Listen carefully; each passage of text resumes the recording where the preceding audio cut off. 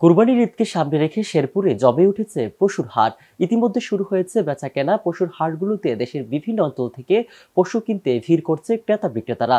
জেলা প্রাণী সম্পদ অধিদপ্তরের তথ্য মতে জেলায় এবার কুরবানির জন্য ৫১,২২৫টি পশুর চাহিদা থাকলেও কুরবানির জন্য প্রস্তুত করা হয়েছে ৮৩,৮০২টি পশু, যা চাহিদার তুলনায় প্রায় ৩২,০০০ বেশি। বুধবার জেলার শ্রীফুরদী উপজেলার জগরারচর বাজারে পশুর হাট ঘুরে দেখা গেছে কুরবানিকে সামনে রেখে ব্যাপক জমে উঠেছে পশুর হাটগুলি। ক্রেতা বিক্রেতাদের দর কষাকষিতে চলছে পশু বেচা কেনা। জেলার বিভিন্ন গ্রাম অঞ্চল থেকে প্রাকৃতিক পরিবেশে পশু লালন পালন করা হয়েছে বলে জানান সংশ্লিষ্টরা। এই বাজারে পশু বেচা কেনা চলবে ঈদের আগের দিন পর্যন্ত। স্থানীয় গরু মালিকদের দাবি, বাজারের তুলনায় গরুর চাহিদা নেই বললেই চলে। বিক্রি হলেও ন্যায্য মূল্যে পাচ্ছে না বলে জানান গরু বিক্রেতারা।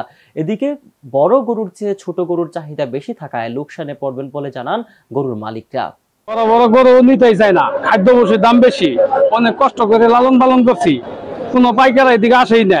তাহলে আমরা কি করবো? গরু বেচা কিনা হইতাছে কেট মাঝারি সাইজ, এগুলা গরু বিক্রি হয়, তাহলে আমরা কই যাবো? এত বড় গরু নিয়ে আমরা এক বিপদে পড়ে আছি।